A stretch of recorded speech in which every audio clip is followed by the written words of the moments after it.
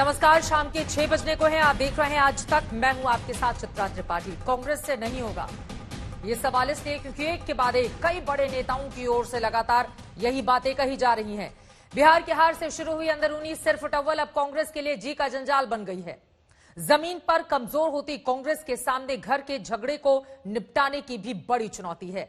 लेकिन चुनौतियों का अंबार कपिल सिब्बल जैसे नेता लगातार बढ़ा रहे हैं।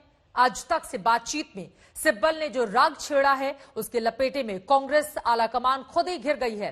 सिब्बल के हमले पर जवाबी पलटवार भी सामने आया है, लेकिन इससे क्या सिब्बल चुप हो जाएंगे, ये बड़ा सवाल है।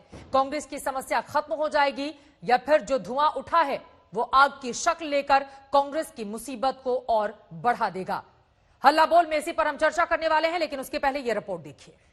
जो चुनाव के परिणाम आए हैं, मैं उन परिणाम के आधारों पे एक आईना दिखा रहा हूं। मैं किसी के ऊपर आक्रमण क्यों करूंगा? मुझे तो चिंता है कांग्रेस पार्टी की। उम्मीदवार को केवल 1%, 2% वोट मिल रहा है, तो वहां विकल्प हो सकते हैं।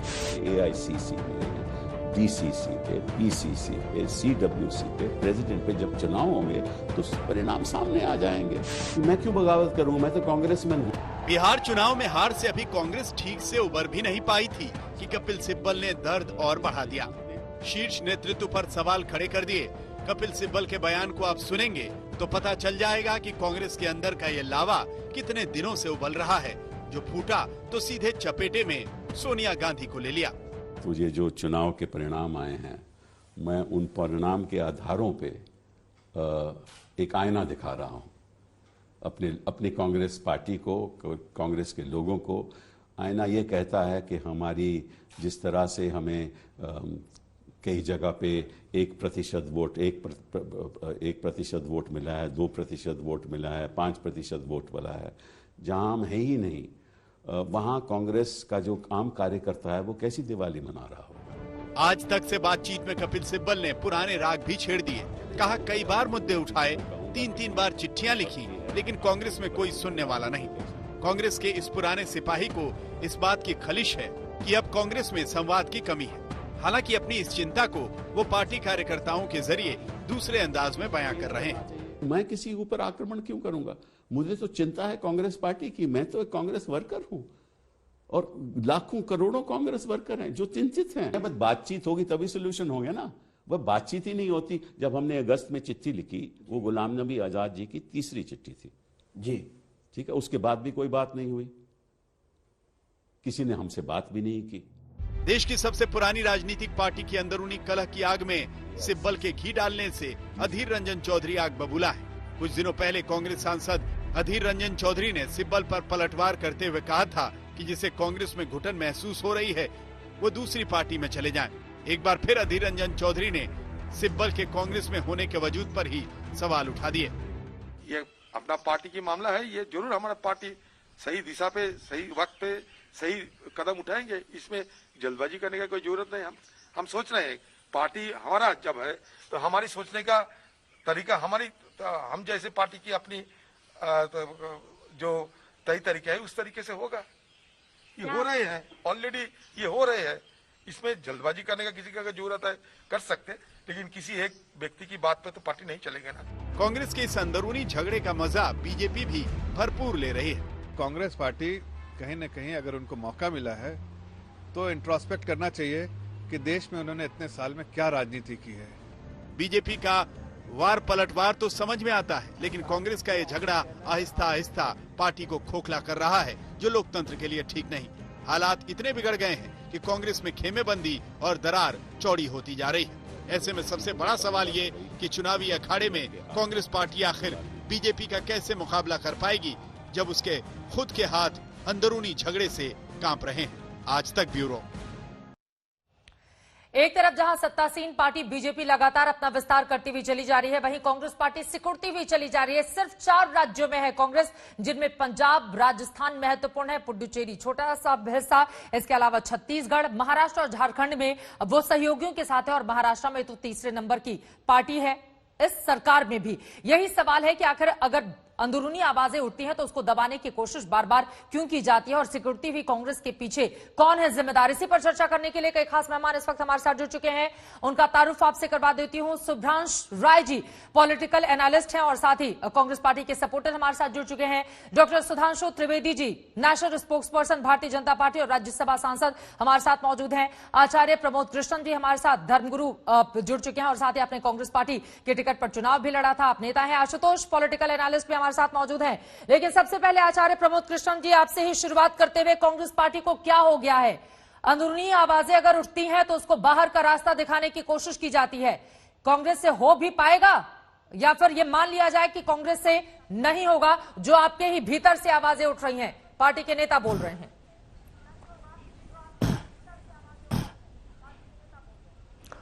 चित्रा जी देखिए, लोकतंत्र के अंदर प्रत्येक समस्या का समाधान संवाद से होता है और संवादहीनता जो है ये और बहुत सी समस्याओं को जन्म देती है।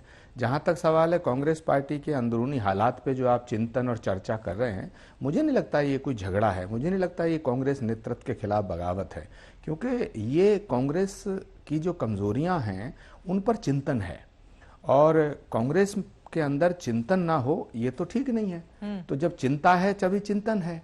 देश में जब अंग्रेजों का हुकूमत चलती थी अंग्रेजों की, तो उस वक्त सारे राज्य भारते हुए चले जा रहे हैं। और कपिल सिब्बल जी ने क्या गलत किया? पी चिदम्बरम साहब ने क्या गलत कहा? लगातार इस तरह के नेताओं के सुर बुलंद हो रहे हैं, लेकिन आपका जो शीर्ष नेतृत्व है वो उनकी सुनने को तैयार नहीं है। क्या इस बात को माना जाए कि दरअसल जब एक पार्टी परिवार की पार्टी बनकर रह जाती है तब इस तरह का हश्र होता है, और वही कांग्रेस पार्टी के साथ हम देख रहे हैं?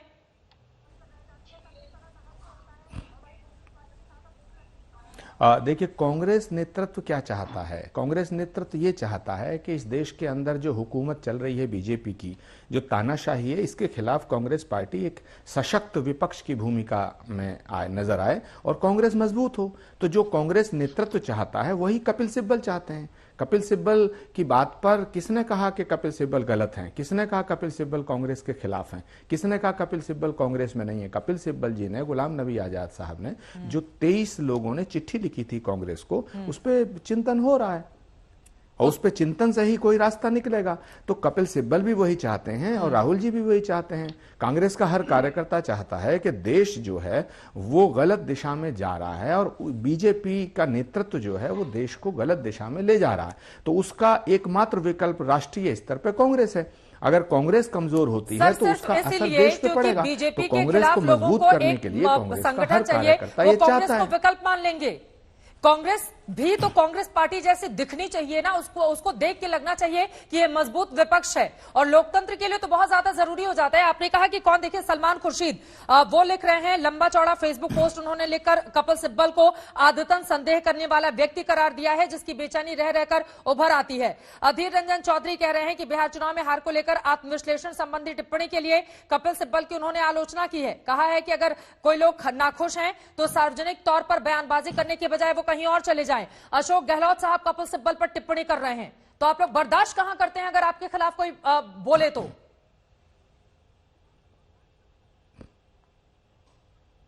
नहीं, देखिए, कांग्रेस एक डेमोक्रेटिक पार्टी है। कांग्रेस के अंदर जब महात्मा गांधी के टाइम पे, पंडित नेहरू के समय में भी अलग अलग विचारों के लोग थे और कांग्रेस में अपने विचारों को अभिव्यक्त करने की आजादी है, स्वतंत्रता है।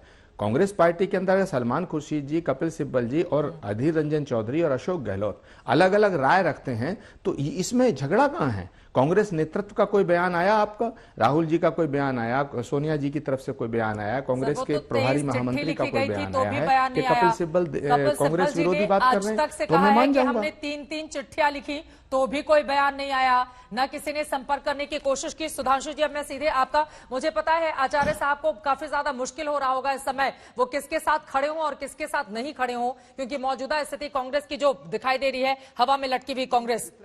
लेकिन सुधांशु त्रिवेदी जी, मुश्किल नहीं हो रहा है, सब मुश्किल हो रहा है। आपकी बातों से साफ साफ ना आप इधर के ना आप उधर के, आपको समझ में नहीं आ रहा कि मैं कहां पर खड़ा रहूं। चित्रा जी, आपको उनकी बात भी ठीक लग रही है, लेकिन आपको कांग्रेस के शीर्ष नेतृत्व के साथ मैं इधर का ही हूं, उधर का नहीं हूं, मैं इधर का ही हूं। सुधांशु त्रिवेदी जी। ऐसा है थोड़ी कि सी बात यह है, मैं 10 सेकंड दे दीजिएगा, फिर सुधांशु जी बोलेंगे, 10 सेकंड दे दीजिएगा। बोलिए सर, बोलिए। सुधांशु जी, मैं क्या कह रहा हूं, सुधांशु जी को कांग्रेस के अंदरूनी हालात पर बात करने में बहुत मजा आएगा, उन्हें आनंद आएगा, क्योंकि जब किसी दूसरे के घर में प्रॉब्लम होती है तो पंचायत करना अच्छा लगता है। मेरी समस्या ये नहीं, मेरी समस्या ये है कि घर में हमारे अगर दिक्कत है तो इसको कैसे दूर किया जाए। लेकिन जब धुआं उठेगा और आग लगेगी तो जाहिर तौर पर चारों तरफ से लोग तो आ जाएंगे ना देखने के लिए कि आग क्यों लगी हुई है। और सुधांशु जी वही कर रहे हैं। सुधांशु त्रिवेदी, टिप्पणी आपकी, जो बातें कही हैं। देखिए, आचार्य जी की जो स्थिति है ये महाभारत के द्रोणाचार्य या कृपाचार्य की तरह है कि द्रौपदी का चीरहरण हो रहा है, मगर क्या करें, सिंहासन से प्रतिबद्धता बंधी हुई है, इसलिए मुझे मौन होकर सब कुछ देखते रहना है।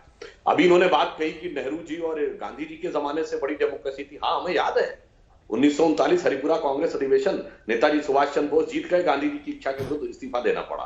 सबने देखा कि 17 में से 16 कांग्रेस कमेटियों ने सरदार पटेल को प्रधानमंत्री बनने कहा, प्रधानमंत्री नेहरू बन गए। स्वतंत्रता के बाद नेहरू की इच्छा के विरुद्ध पुरुषोत्तम दास टंडन कांग्रेस अध्यक्ष का चुनाव जीत गए और कृपलानी जो उनके कैंडिडेट थे हार गए। आखिर में टंडन जी को इस्तीफा देना पड़ा। अब वो तो इतिहास की बात हो गई, यानी वो तो इनकी फितरत है। अब आज के समय में आइए, देखिए आज एक गंभीर बात है चित्रा जी, हम जब स्कूल के दिनों में थे और राजीव गांधी की 400 मेजोरिटी की सरकार थी, तब हम कभी कल्पना नहीं करते थे कि एक ऐसा दिन भी आएगा कि कांग्रेस की 44 सीटें होंगी, और ऐसा हो गया 2014।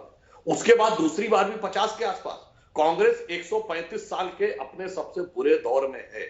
अब ऐसे इनका अंदरूनी मामला ये क्या कर रहे हैं हमें ये पता नहीं है, मगर जो दिखाई पड़ रहा है बाहर से, पहले युवा नेतृत्व हो, चाहे पूर्व में हेमंत बिश्व शर्मा हो या दक्षिण में केशवन या पश्चिम में संजय निरुपम या संजय झा या उत्तर में सचिन पायलट हो या मध्य में ज्योतिरादित्य सिंधिया, युवाओं का क्या हाल है सबको पता है। और अब जो बुजुर्ग पुराने स्तंभ, जिसमें गुलाम नबी आजाद साहब से लेकर कपिल सिब्बल जैसे लोग तक, यह सब भी सवाल कर रहे हैं और हर सवाल उठाने वाला इनको गलत नजर आ रहा है। और मुझे समझ में नहीं आता चित्रा जी, राहुल गांधी जी अध्यक्ष थे, इन्होंने कहा मैं अध्यक्ष पद छोड़ता हूं जिम्मेदारी लेके। जब कोई व्यक्ति अध्यक्ष पद छोड़ता है तो फिर वो शांत रहता है, मगर छोड़ मैंने अध्यक्ष पद दिया, मगर धड़ाधड़ बयान मैं दूंगा, ट्वीट मैं करूंगा। अब बताइए, बिहार में दोनों सदनों के नेता, दोनों सदनों के उपनेता, कितने लोग गए प्रचार करने? फायदा तो आप ही को हो रहा है ना सुधांशु जी, लेकिन अगर कांग्रेस पार्टी कमजोर है तो फायदा तो आप ही को हो रहा है। चाहे बिहार को ही उठाकर ले लीजिए, अगर बिहार में कांग्रेस अच्छा प्रदर्शन करती तो रिजल्ट उलट भी हो सकते थे, तो फिर तो सीधे आप तो खुश हो रहे होंगे कि अच्छा है कांग्रेस का यह हर्ष हो रहा है। तो देखिए, यहां मेरा एक और कहना है, ये कांग्रेस और सिर्फ अंदरूनी सांगठनिक मामला नहीं है। कांग्रेस जिन मुद्दों पे जैसे स्टैंड ले रही है, मैं पूरी जिम्मेदारी से कहता हूं कि पीवी नरसिम्हा राव के जमाने तक कभी कांग्रेस ने इस ढंग के एंटी नेशनल स्टैंड नहीं लिए थे जैसा कि सोनिया और राहुल जी के जमाने में हो गया है। अब ये क्यों हो गया है? इंदिरा जी ने कभी इस ढंग का स्टैंड लेने के नहीं किया, वो अपनी डिक्टेटरशिप जो भी उन्होंने चलाई। जैसे नेहरू जी ने भी उदारता कुछ हद तक रखी, तो राष्ट्रीय स्वयंसेवक संघ तक की प्रशंसा की। अब अगर आप देखें, राजीव गांधी के जमाने में बहुत सारी गलतियां हुई, नरसिम्हा राव के जमाने में, मगर कभी ऐसा नहीं हुआ कि राष्ट्रीय सुरक्षा और विदेश नीति के ऊपर आप राष्ट्रहित के खिलाफ जाके खड़े हो जाए। ये गजब का काम सोनिया और राहुल की कांग्रेस में आके हुआ है। इसी वजह से कांग्रेस की ये दुर्दशा हो गई है। क्या प्रमोद कृष्ण जी, जल्दी से आप हाथ उठा रहे थे, उसके बाद आशुतोष और हमारे साथ सुभ्रांश जी भी जुड़े हुए हैं। प्रमोद जी, मैं सुधांशु जी से ये कहना चाहता हूं कि कांग्रेस कमजोर है, कांग्रेस देश विरोधी ताकतों से मिल गई है, कांग्रेस देश के खिलाफ हो गई है, कांग्रेस के निर्णय, कौन सा फैसला कांग्रेस का देश विरोधी है? क्या मजदूरों की बात करना देश विरोध है? क्या गरीब मजदूर जब धक्के खा रहे थे उन्हें 1000 बसें देना देश विरोध है? क्या प्रधानमंत्री नरेंद्र मोदी बिना बुलाए पाकिस्तान के नवाज शरीफ हैं उस पर सवाल उठाना देशद्रोह है? क्या चीन ने हमारी जमीन को कब्जा कर लिया, इस पर सवाल उठाना देशद्रोह है? नहीं, कांग्रेस ने सिर्फ उत्तर प्रदेश में, चित्रा जी, कांग्रेस ने ऐसा कौन सा, नहीं, सुधांशु जी ने ये कहा, अगर मजदूरों की बात है तो ईमानदारी आपने कहां पर दिखाई? सर महाराष्ट्र में तो आप सरकार में थे, सर वहां पर क्या हाल था मजदूरों का? वहां से मजदूर पैदल ही वहां पे सोनू सूद मदद कर रहे हैं, कांग्रेस पार्टी कहां पर थी वहां पर? जी, आप इतना चित्रा जी आप बहुत वरिष्ठ एंकर हैं। सवाल सुधांशु जी ने किया तो मैंने उसका जवाब दिया। मैंने कहा, सुधांशु जी ने कहा कि कांग्रेस देश के खिलाफ कुछ मुद्दे ऐसे हैं, फैसले लिए गए। मैंने कहा कौन सा एक फैसला है कांग्रेस का? मुझे एक फैसला बता दीजिएगा। महबूबा मुफ्ती को मुख्यमंत्री आपने बनाया, फिर आप गुपकार उनको बंद किया, फिर आपने रिहा किया। आज आप तो वो कौन सा देश के खिलाफ फैसला है जो कांग्रेस ने एक लिया? अरे जब उमर अब्दुल्ला आपके साथ होते हैं सरकार में तो वो देशभक्त होते हैं, जब नहीं होते देशद्रोही हो जाते हैं। महबूबा मुफ्ती को मुख्यमंत्री आप बनाते हैं, देशद्रोह का फैसला करने का आरोप कांग्रेस पर लगाते हैं। अरे भाई आप कहना क्या चाहते हैं? हाँ ये बात ठीक है, कांग्रेस को आशा के मुताबिक अभी हमें समर्थन नहीं मिल रहा है, तो इसीलिए तो देश की सत्ता से बाहर है। हम कोशिश कर रहे हैं, सब लोग मिलकर चिंतन कर रहे हैं, ये हमारा अंदरूनी मसला है, हम इसको सुलझाएंगे। और कांग्रेस एक सशक्त मसला नहीं है। जब देश की मजबूत विपक्षी पार्टी की बात होती है तो वो अंदरूनी मसला नहीं रह जाता है सर। आपके नेता खोलकर जब मीडिया के सामने पार्टी के भीतर की सारी बातें रख दे तो वो अंदरूनी मसला नहीं रह जाता है। लेकिन देश विरोधी कौन सी बातें कह दी हैं कांग्रेस पार्टी ने? सुधांशु जी जल्दी से जवाब दीजिए, उसके बाद बाकी लोगों के पास में जाओ। यदि कांग्रेस के जम्मू कश्मीर के अध्यक्ष सैफुद्दीन सोज अपनी किताब में लिखते हैं कश्मीर भारत से अलग हो जाना चाहिए, कांग्रेस के जम्मू कश्मीर के अध्यक्ष अपनी किताब में लिखते हैं कश्मीर भारत से अलग हो जाना चाहिए, यह देश विरोध नहीं है।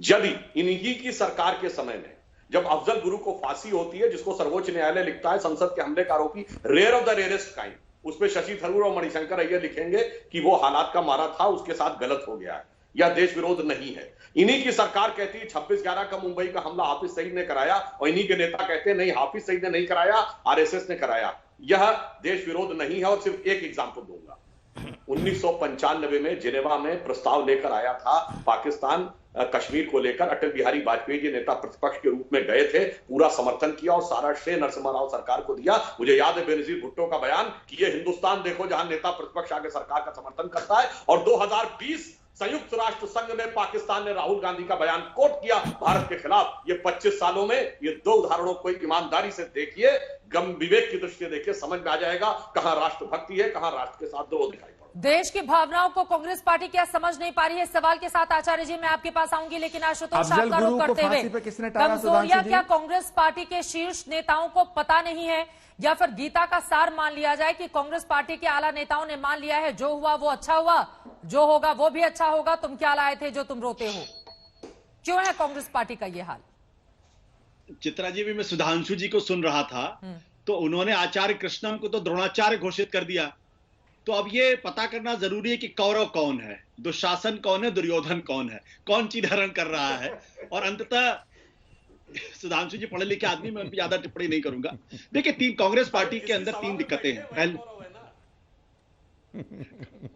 सुधांशु जी, आप मुझे बोलने के लिए कहेंगे तो फिर मैं बहुत कुछ बोलूंगा, इसलिए कृपया कर उस टॉपिक को छोड़ दिए। मैंने कहा कि कौरव कौन है ये तय हो गया, कौरव कौन है ये तय हो गया है। आपने खुद ही कृष्णम जी और उनकी पार्टी को पांडव घोषित कर दिया। चलिए, अब ये जहां तक कांग्रेस की दिक्कत है, कांग्रेस की 3 दिक्कतें हैं। पहली दिक्कत यह है कि कांग्रेस में इस वक्त सत्ता के 3 शीर्ष हैं, सोनिया गांधी, राहुल गांधी और प्रियंका गांधी।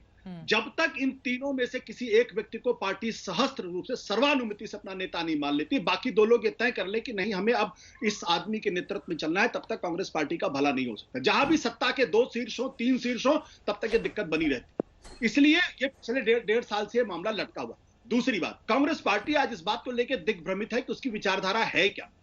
कांग्रेस पार्टी जब अमित शाह ये आरोप उनके ऊपर लगाते हैं कि आप गुपकार के साथ खड़े हो जाते हैं, तो कांग्रेस पार्टी पलटकर उनको नहीं जवाब देती है कि गुपकार के साथ खड़े होने में हमें देशद्रोह कैसे हो गया, जब बीजेपी खुद लद्दाख के अंदर नेशनल कॉन्फ्रेंस फारूक अब्दुल्ला की पार्टी के साथ, जो गुपकार गैंग में शामिल है, उनके साथ खड़ी है, उनके साथ गठबंधन करती है, सत्ता में शीर्ष करती है, तो कांग्रेस इस सवाल का जवाब नहीं दे पाती है। तीसरी दिक्कत है, कांग्रेस के अंदर नेता बहुत हो गए, कार्यकर्ता बिल्कुल नहीं रह गए। बिल्कुल, ये तीसरी सबसे बड़ी दिक्कत है। मुझे इसमें कोई आपत्ति नहीं कपिल सिब्बल बाहर निकल के क्या बोलते हैं, क्योंकि अगर एक डेमोक्रेटिक पार्टी है, लोकतांत्रिक पार्टी है, तो उसमें नेता अपनी बातों को रखेंगे। जहां पे अधिनायकवाद होगा, जहां पे तानाशाही होगी, वहां संजय जोशी जैसे लोगों का राजनीतिक करियर पूरी तरीके से पार्टी खत्म कर देती है। वहां पे बलराज बधोक जैसे लोगों का राजनीतिक करियर पूरी तरीके से खत्म कर दिया जाता है। तो इसलिए मैं कह रहा हूं कि कोई ये दावा ना करे कि मैं बड़ा लोकतांत्रिक पार्टी, दूसरी को ये करे कि मैं लोकतांत्रिक पार्टी नहीं। मुझे इसमें कोई आपत्ति नहीं नजर आती, लेकिन कांग्रेस पार्टी अगर इन तीनों मसलों पर अपने आप को सॉल्व नहीं कर पाती है, तो कांग्रेस जो है वो दिक्कत में है। नहीं, लेकिन आशुतोष जी, जल्दी से एक और सवाल का जवाब मैं चाहूंगी। अगर आपकी पार्टी के बड़े बड़े वरिष्ठ नेता 23 लोग मिलकर चिट्ठी लिखें और उसका एक जवाब नहीं दिया जाए, एक के बाद एक 3 चिट्ठी लिखी जाए, उसका कोई भी जवाब, उसका संज्ञान तक लेने की कोशिश नहीं की जाए, मामला जब मीडिया में आए तो फिर उन नेताओं के खिलाफ ही बयानबाजी शुरू हो जाए, तो कांग्रेस पार्टी अगर इतनी ही लोकतांत्रिक है तो फिर इनकी आवाज को दबाने उस चिट्ठी का क्या हुआ? सीडब्ल्यूसी की बात कही जाती है, सीडब्ल्यूसी में नॉमिनेटेड लोग रखे जाते हैं, वो क्यों आवाज उठाएंगे जब वो नॉमिनेटेड हैं, जिसका जिक्र कपिल सिब्बल यहां पर कर रहे हैं? ये कौन सा लोकतंत्र है कांग्रेस का? देखिए, ये परिवार ही पार्टी है। नॉमिनेटेड तो हर पार्टी के अंदर, क्या जेपी नड्डा किसी चुनाव करके आए थे? क्या अमित शाह को किसी चुनाव करके पार्टी का अध्यक्ष बनाया गया था? एक परिवार से तो नहीं थे ना, दूसरी बात एक ही परिवार से तो नहीं थे ना।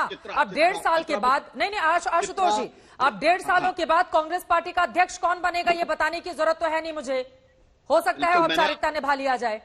मैंने आपसे बिल्कुल स्पष्ट तौर पे कहा कि कांग्रेस पार्टी का जो मर्ज है उसके 3 कारण मैंने आपको बता दिए। कांग्रेस पार्टी अगर अपना अध्यक्ष नहीं चुन पा रही है तो यह कांग्रेस पार्टी की सबसे बड़ी कमजोरी। क्यों नहीं चुन पा रही है? क्योंकि सोनिया, प्रियंका, राहुल गांधी में तय नहीं हो पा रहा उनका नेता कौन होगा। यह काम मैं बार बार कहना चाहता हूं। राहुल गांधी को सोनिया गांधी के वटवृक्ष से बाहर निकलना पड़ेगा। नहीं सोच सकती है क्या कांग्रेस पार्टी की? यही घूम फिर के यही 3 चेहरे, और एक ने तो इस्तीफा इसीलिए दिया ना क्योंकि उन्होंने अपने आप को साबित नहीं किया था, लेकिन फिर उन्हीं को अगर अध्यक्ष बनाने की बात चल रही है तो इसका सीधा सा मतलब है कि परिवार से शुरू, परिवार पे खत्म। इसी वजह से कांग्रेस का ये हाल है।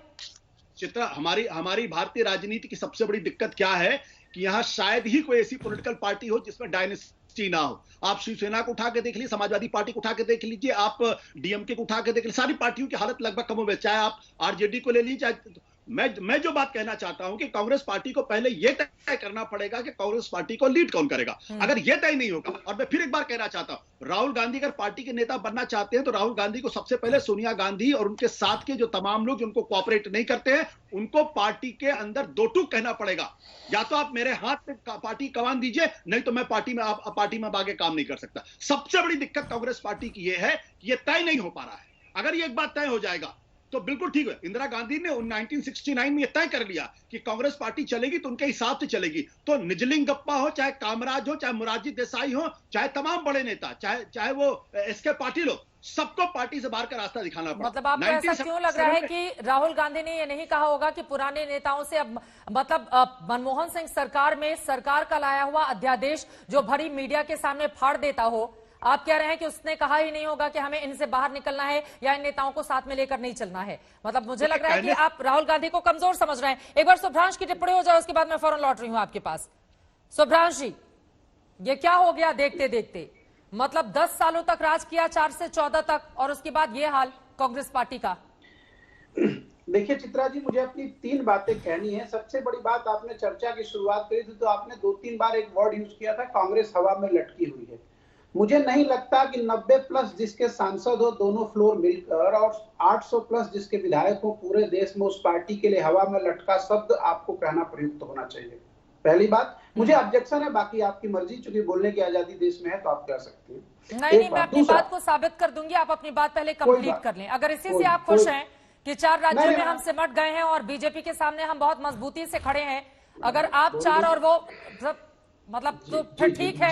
जब यही इसी बात को आप लोग एक्सेप्ट कर रहे हैं तो यही ठीक। चलिए अपनी बात आगे बढ़ाइए आप। ठीक है। दूसरी इंपॉर्टेंट बात, जैसे सुधांशु त्रिवेदी जी ने एक बड़ा सुंदर वर्ड यूज किया, द्रोणाचार्य और कृपाचार्य, और आशुतोष जी ने जिक्र किया कि फाइनली उन्होंने कांग्रेस को कौरव और भाजपा को पांडव बना लिया। तो मेरे मन में 2 ख्याल आए। अगर भाजपा को हम पांडव एक बार के लिए मान भी लें तो जिस तरह से इस देश के संसाधनों को बेचा जा रहा है, क्या वही दौर दोहराया जा रहा है पूरे तंत्र को हारने की जुए में? ऐसा अधिकार करने के लिए भाजपा को किसने दिया? एक। और दूसरा, जिस तरह से चीरहरण द्रौपदी का हुआ उस तरह से आज बेटियों की इज्जत तार तार हो रही है, उस पे नरेंद्र मोदी रूपी व्यक्ति आखिर युधिष्ठिर की तरह सर झुका के चुपचाप क्यों बैठे हैं? एक बहुत बड़ा सवाल है। अपने हिसाब से सुधांशु त्रिवेदी जी इसकी विवेचना कर सकते हैं। और एक तीसरा सबसे बड़ी बात है, एक जिक्र हुआ था कांग्रेस के बड़े बड़े भारी भरकम नेताओं का और कांग्रेस के मुद्दा का। जी बिल्कुल जी, कांग्रेस में रोजगार का मुद्दा लेकर चलती है, स्वास्थ्य का मुद्दा लेकर चलती है। शायद कांग्रेस ने पाकिस्तान, कश्मीर और मुसलमान और तबलीगी जमात की बात कम करी, इसलिए हो सकता है उसकी फैन फॉलोइंग आज के डेट में कम हो। लेकिन भारी भरकम सवाल है।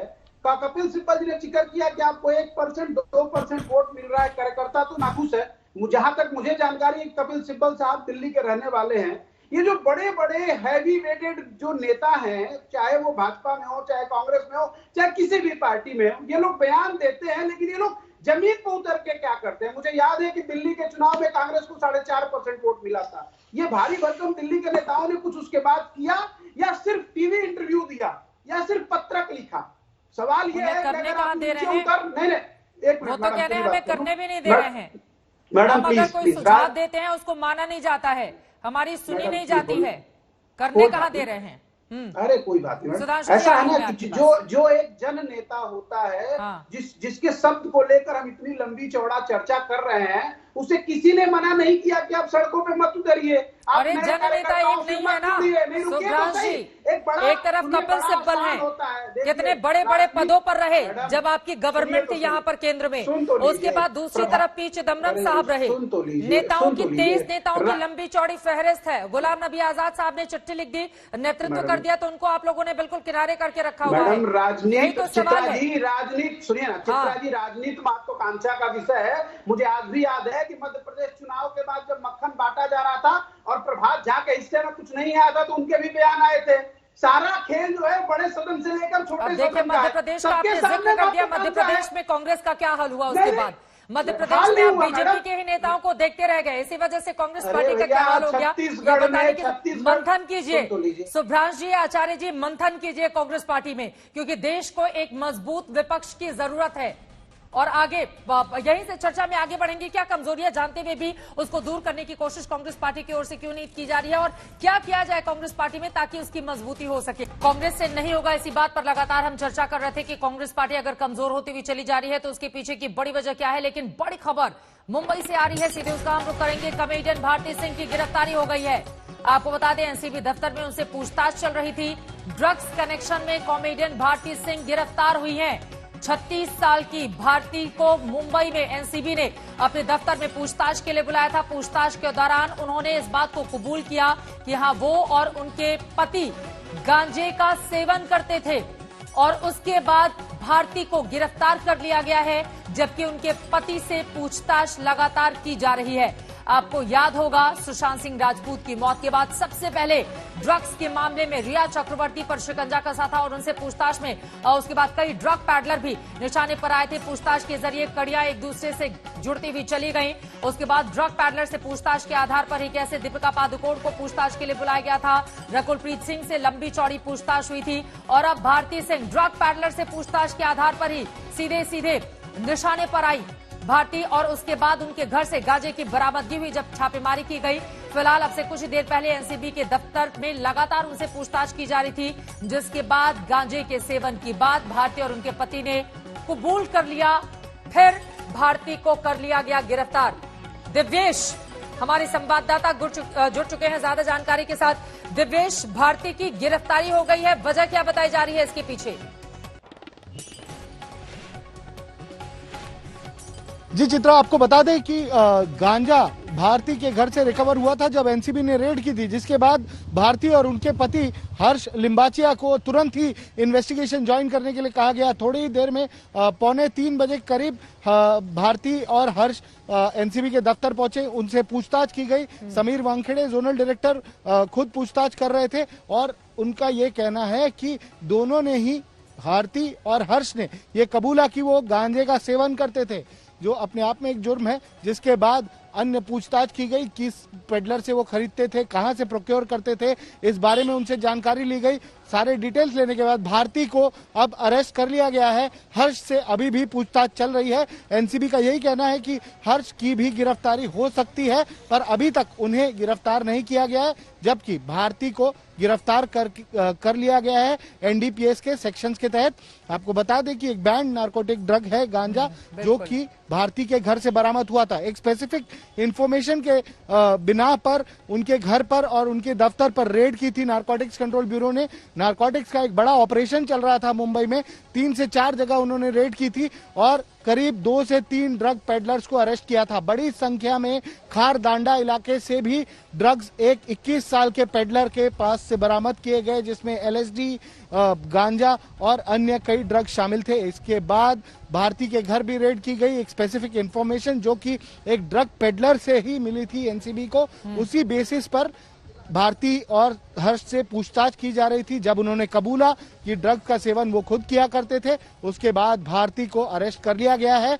हो सकता है हर्ष को भी अरेस्ट कर ले एनसीबी, पर अभी भी उनसे पूछताछ चल रही है। मैं अभी फौरन उन्हें लौटूंगी आपके पास, महत्वपूर्ण जानकारी आप दे रहे हैं। हर्ष से इस वक्त पूछताछ चल रही है। हर्ष जो कि पति हैं भारती के, और दोनों ने मिलकर एक शो भी बनाया है जो काफी ज्यादा पॉपुलर भी हुआ था। लेकिन आपको बता दें कि ये पूरा का पूरा मामला दरअसल गांजा बरामद होता है, उसके बाद पूछताछ के लिए एनसीबी बुलाती है भारती सिंह को। पूछताछ के बाद उनकी गिरफ्तारी कर ली जाती है। तब जब वो कबूल करती हैं कि हाँ मैंने गांजे का सेवन किया था। सीधे अरविंद ओझा का रुख कर लेते हैं। अरविंद, लंबी चौड़ी फहरिस्त बॉलीवुड के और साथ ही छोटे पर्दे के भी तमाम कलाकारों के बना के रखे हुए थे एनसीबी के अधिकारियों ने, और आपने कई बड़े नामों का खुलासा भी बहुत पहले ही कर दिया था। भारती सिंह की गिरफ्तारी क्या इंडिकेट करती है, और हर्ष से अभी भी पूछताछ चल रही है मुंबई में? बिल्कुल, देखिए हर्ष पर गिरफ्तारी की तलवार लटक रही है। देखिए, नारकोटिक्स कंट्रोल ब्यूरो की टीम ने कहा है कि जो गांजा बरामद हुआ था स्मॉल क्वांटिटी में हुआ था, 85 ग्राम के लगभग। दोनों ने बड़ा कबूलनामा किया है। दोनों ने एक्सेप्ट किया है नारकोटिक्स कंट्रोल ब्यूरो के सामने कि दोनों गांजे का, marijuana का सेवन करते हैं, जिसके आधार पर रिकवरी भी थी। भारती को गिरफ्तार कर लिया गया। उनके पति हर्ष पर गिरफ्तारी की तलवार लटक रही है। लेकिन यहाँ इंपॉर्टेंट बात यह है कि नारकोटिक्स कंट्रोल ब्यूरो ने जो रिलीज जारी की है उसमें कहा है कि सबसे पहले उन्होंने 21 साल के एक ड्रग पेडलर को गिरफ्तार किया, और उनके पास से कॉमर्शियल ड्रग के पेडलर के पास से कॉमर्शियल क्वांटिटी में जो ड्रग्स है वो रिकवर हुआ। उसके फॉलो अप में फिर भारती और उनके जो हस्बैंड है उनके घर पर, प्रोडक्शन हाउस पर छापा मारा गया। उसके बाद से उनके पास से गांजा रिकवर किया गया। उसके बाद भी रेड हुई है और एक और ड्रग पेडलर को पकड़ा गया और एमडी रिकवर हुआ। तो क्या अगर 2 ड्रग पेडलर है जिनकी गिरफ्तारी हुई है, जिनके पास एक कॉमर्शियल क्वांटिटी में ड्रग्स रिकवर हुआ है, अगर वो कनेक्टिविटी भारती से जोड़ती है नारकोटिक्स कंट्रोल ब्यूरो, फिर तो मुश्किलें और ज्यादा बढ़ेंगी। लेकिन फिलहाल की बड़ी खबर यही है कि भारती और उनके हस्बैंड ने नारकोटिक्स कंट्रोल ब्यूरो के सामने ये कबूल किया है कि दोनों marijuana का सेवन करते हैं, और चूंकि ड्रग्स की रिकवरी भी हुई है स्मॉल क्वांटिटी में ही, जिसको कंजम्पशन में आता है, लिहाजा भारती को गिरफ्तार कर दिया गया है। फिलहाल हद से पूछताछ चल रही है। गिरफ्तारी की तलवार उन पर भी लटक रही है। लेकिन अब भारती से आगे भी क्वेश्चनिंग होगी, अदालत में पेश किया जाएगा। लेकिन आगे भी पूछताछ होगी कि क्या आपके साथ कोई और भी व्यक्ति है, आपके साथ और लोग भी अटैच हैं, क्या वो ड्रग्स का सेवन करते हैं। देखिए, बॉलीवुड ड्रग्स कनेक्शन पर लगातार एनसीबी का ऑपरेशन चल रहा है। शुरुआत में कुछ अफसरों को कोरोना हुआ था, इस वजह से रफ्तार जो धीमी पड़ी थी। उसके बाद सवाल उठने लगे थे कि क्या बॉलीवुड ड्रग्स कनेक्शन को लेकर एनसीबी का ऑपरेशन थमा। लेकिन उसके बाद पहले अर्जुन रामपाल के घर पर सर्च ऑपरेशन चलाया गया, उनको पूछताछ के लिए बुलाया गया। उसके बाद अब चूंकि भारतीय टीवी का दुनिया का बड़ा नाम है, कॉमेडियन है, और स्पेसिफिक इनपुट पर यहाँ पर रेड हुई। उसके बाद गांजा रिकवर हुआ, संबंध दिया, अपने साथ एनसीबी की टीम लेकर गई, और अब एनसीबी ने क्लियर कर दिया है कि भारती और उनके हस्बैंड हर्ष दोनों ने ही नारकोटिक्स कंट्रोल ब्यूरो के सामने कबूल किया है कि वो ड्रग्स का सेवन करते हैं। भारती को गिरफ्तार कर लिया है, हर्ष से पूछताछ चल रही है। लेकिन रिलीज में बाकायदा जो इम्पोर्टेंट बात ये लिखी हुई है कि 21 साल की ड्रग पेडलर को, जिसके पास से कॉमर्शियल क्वांटिटी में ड्रग्स रिकवर हुआ, उसके फॉलो अप में रेड हुआ है। तो अगर पूरा कनेक्टिविटी करती है तो भारती और उसके हस्बैंड दोनों की मुश्किलें आने वाले वक्त में बढ़ेंगी। ये महत्वपूर्ण जानकारी अरविंद आपने दी। फौरन में लौटकर आपके पास आऊंगी। आपने अर्जुन रामपाल का भी जिक्र किया, उनके घर पर भी छापेमारी एनसीबी की टीम ने की थी। इस दौरान लैपटॉप, मोबाइल फोन, टैबलेट जैसे इलेक्ट्रॉनिक गैजेट्स बरामद किए गए थे, और अर्जुन के ड्राइवर को हिरासत में लेकर लंबी चौड़ी पूछताछ की गई थी। इसके अलावा एनसीबी ने बॉलीवुड निर्माता फिरोज नाडियाडवाला की पत्नी को भी उनकी आवाज से गिरफ्तार किया था। लेकिन यहां पर अरविंद, सीधा सा सवाल, रिया चक्रवर्ती के बाद ये दूसरा सबसे बड़ा नाम भारती की जिस तरह के, और भारती तो बहुत बड़ा नाम क्योंकि 10 सालों का लंबा चौड़ा करियर, और हालांकि वो पंजाब में पैदा हुई, लेकिन जब से मुंबई की धरती पर कदम रखा उसके बाद से लगातार उनके सितारे बुलंद रहे। कॉमेडी की दुनिया में उन्होंने अपना बहुत बड़ा नाम बनाया, और अब उनकी ये गिरफ्तारी, वो भी गांजे के सेवन के आरोप में। अरविंद, चित्रा, मैं आपको बताऊं कि मौजूदा वक्त में भारतीय बड़ा नाम है, बिल्कुल, और जिस तरीके से इन पर रेड हुआ, सरप्राइज रेड किया है नारकोटिक्स कंट्रोल ब्यूरो की टीम ने। हमारे सूत्र बता रहे हैं कि देर रात से नारकोटिक्स कंट्रोल ब्यूरो की मुंबई की टीम वो तैयारी कर रही थी। ताबड़तोड़ पहले गिरफ्तारी हुई है मुंबई में, एक ड्रग पेडलर को गिरफ्तार किया गया, 21 साल का ड्रग पेडलर है। इंपॉर्टेंट बात यहाँ है कि उस ड्रग पेडलर के पास से कॉमर्शियल क्वांटिटी में ड्रग्स रिकवर हुआ। उसके बाद फॉलो अप में पूछताछ के बाद भारती के घर पर, जो अंधेरी में इलाके में है, उनके घर पर टीम पहुंचती है, जहां भारती, उनके हस्बैंड हर्ष वो मौजूद होते हैं और वहां पर नारकोटिक्स कंट्रोल ब्यूरो की टीम सर्च ऑपरेशन चलाती है, जिसमें स्मॉल क्वांटिटी में वो गांजा रिकवर होता है। उसके बाद तुरंत नारकोटिक्स कंट्रोल ब्यूरो की टीम भारती को, उनके हस्बैंड को सम्मन देती है, अपने साथ लेकर जाती है। क्योंकि यहाँ पर ड्रग्स की रिकवरी थी, इसलिए नारकोटिक्स कंट्रोल ब्यूरो की टीम दोनों को साथ लेकर गई। उसके बाद पूछताछ के बाद भारती और उनके हस्बैंड हर्ष दोनों ने ये कबूल किया नारकोटिक्स कंट्रोल ब्यूरो के सामने कि वो गांजे का सेवन करते हैं, जिसके बाद भारती को गिरफ्तार कर लिया गया है। हर्ष से पूछताछ चल रही है। लेकिन देखिए, एक ही रिलीज में नारकोटिक्स कंट्रोल ब्यूरो ने 3 चीजें लिखी हैं। पहली, एक ड्रग पेडलर की गिरफ्तारी, जिसके पास से कॉमर्शियल क्वांटिटी में ड्रग्स रिकवर हुआ है। दूसरी बात, भारती के घर पर रेड, उनके प्रोडक्शन हाउस पर रेड, फिर भारती और हर्ष का कबूलनामा। और तीसरी बड़ी बात लिखी है कि एक ड्रग पेडलर और गिरफ्तार हुआ, जिसके पास से एमडी रिकवर हुआ है कमर्शियल क्वांटिटी में। तो अगर तो ये ड्रग पेडलर गिरफ्तार हुए हैं जिनके पास से कमर्शियल क्वांटिटी में ड्रग रिकवर हुआ है, उनकी कनेक्टिविटी अभी तक क्लियर नहीं किया है नारकोटिक्स कंट्रोल ब्यूरो ने, लेकिन अगर उनकी कनेक्टिविटी भारती या उनके हस्बैंड से साबित करेगी तो मुश्किलें और ये बहुत बड़ी बात आप बोल रहे हैं। फौरन अरविंद मैं आपके पास लौटूंगी। दिव्येश के पास एक बार मुंबई चलते हैं। दिव्येश, सुबह से ही इस खबर पर आप नजर बनाए हुए हैं कि किस तरह से अलग अलग जगहों पर एनसीबी की टीम पहले छापेमारी करती है, उसके बाद ड्रग पैडलर से पूछताछ के आधार पर भारती तक पहुंचती है। भारती को पूछताछ के लिए बुलाया जाता है। पूछताछ के दौरान गांजे को लेने की बात वो स्वीकार करती हैं और फिर उनकी गिरफ्तारी हो जाती है। हर्ष, उनके पति से इस वक्त भी पूछताछ लगातार वहां पर चल रही है। कल कोर्ट में पेश किया जाएगा भारती सिंह को। दिव्येश,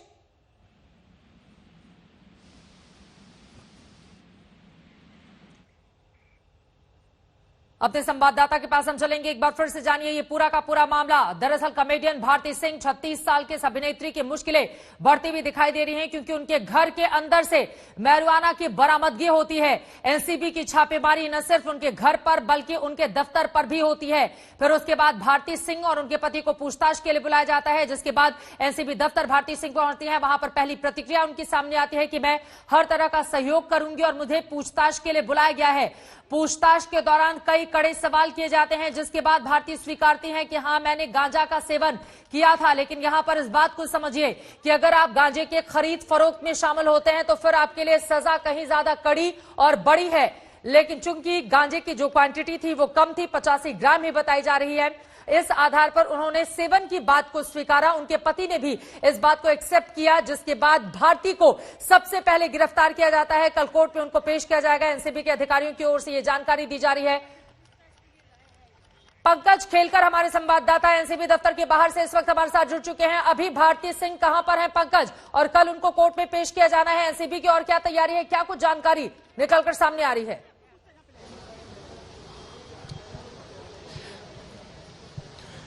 जी, नारकोटिक्स कंट्रोल ब्यूरो के हेडक्वार्टर से इस वक्त की बड़ी खबर यही है कि टीवी एक्टर भारती सिंह को इस वक्त गिरफ्तार कर लिया गया है।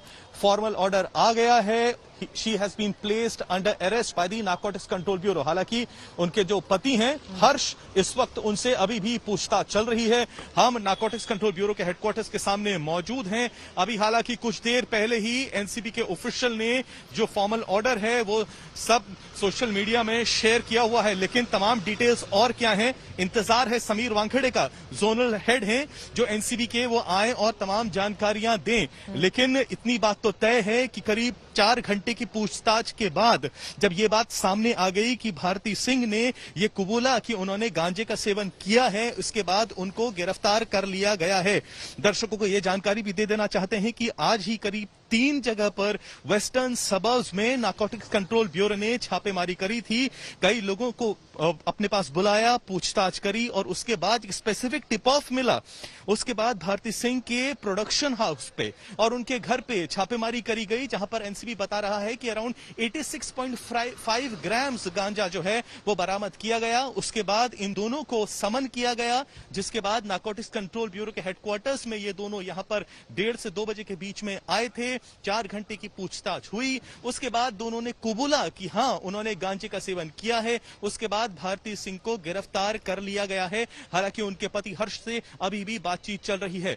अब कल क्या होगा, भारती को कल कोर्ट में पेश किया जाएगा। उसके बाद या तो आगे की पूछताछ पूछताछ के लिए उनको एनसीबी कस्टडी मिल सकती है या फिर जुडिशियल कस्टडी भी मिल सकती है। लेकिन इस वक्त की बड़ी खबर यही है, नारकोटिक्स कंट्रोल ब्यूरो का जो इंटरोगेशन का, इन्वेस्टिगेशन का दायरा था, जो हम देख रहे थे पिछले कई दिनों से उन्होंने पूरे सबब में फैलाया था, आज एक और उसमें कड़ी जुड़ गई है। टीवी पर्सनैलिटी भारती सिंह को अब गिरफ्तार कर लिया गया है। जी, ये बहुत महत्वपूर्ण जानकारी आप दे रहे हैं हमारे संवाददाता पंकज उपाध्याय। ये अहम जानकारी देते हुए ये दो अलग अलग तस्वीरें भी हम आपको लगातार दिखा रहे हैं। आपको बता दें कि भारती सिंह को पहले पूछताछ के लिए बुलाया गया और फिर पूछताछ के बाद उनकी गिरफ्तारी कर ली गई। और आपको बता दें कि पंकज उपाध्याय हमारे संवाददाता जहां पर मौजूद हैं, एनसीबी का ये जो दफ्तर है, यहीं पर रिया चक्रवर्ती से घंटों की पूछताछ के बाद उनको गिरफ्तार किया गया था। श्रद्धा कपूर से इसी दफ्तर में पूछताछ हुई थी, सारा अली खान से इसी दफ्तर में पूछताछ हुई थी। हालांकि इन लोगों से सुशांत मामले में जिस तरह से कड़ियां जुड़ती हुई चली गई और रिया चक्रवर्ती ने जो खुलासा किया था उसको लेकर भी सवाल जवाब किए गए थे। दीपिका पादुकोण से एनसीबी ने अपने दूसरे दफ्तर में पूछताछ की थी, लेकिन अब भारती सिंह जो कि बड़ा नाम है टेलीविजन की दुनिया का, उनसे 4 घंटे की पूछताछ के बाद, जैसा कि पंकज उपाध्याय हमारे संवाददाता जानकारी दे रहे हैं, उनकी गिरफ्तारी हो गई है। कल उनको कोर्ट में पेश किया जाएगा।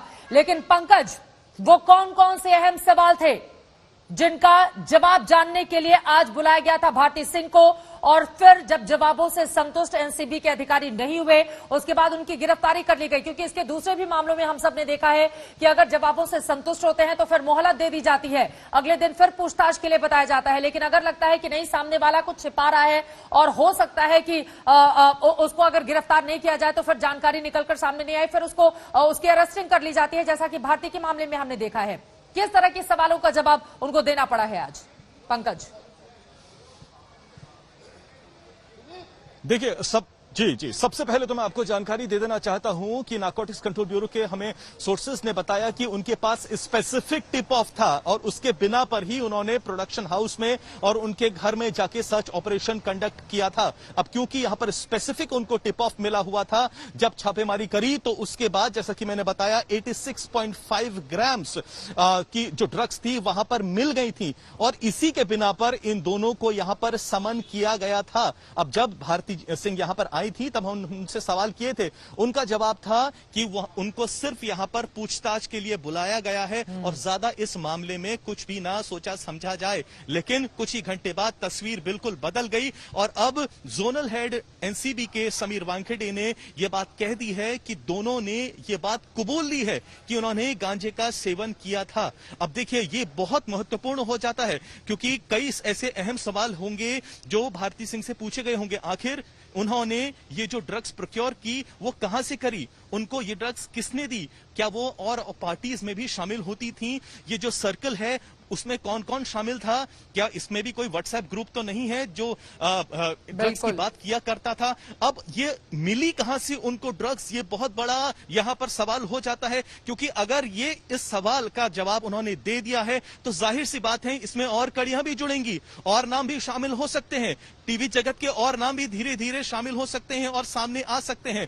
तो ये तो अब एक महत्वपूर्ण कड़ी यहां पर मिल गई है। हम देखते आ रहे थे चित्रा, पिछले कई दिनों से एनसीबी ने किस तरीके से जो सर्च ऑपरेशंस थे वो बढ़ा दिए थे। फिरोज नाडियाडवाला बॉलीवुड का एक बड़ा नाम है, उनके घर में भी छापेमारी करी गई थी, उनकी पत्नी को गिरफ्तार भी यहां पर किया गया था, हालांकि बाद में उनको बेल पर रिहा कर दिया गया था। उससे पहले अर्जुन रामपाल के घर में भी छापेमारी करी गई थी, उन्हें भी यहां पर बुलाया गया था।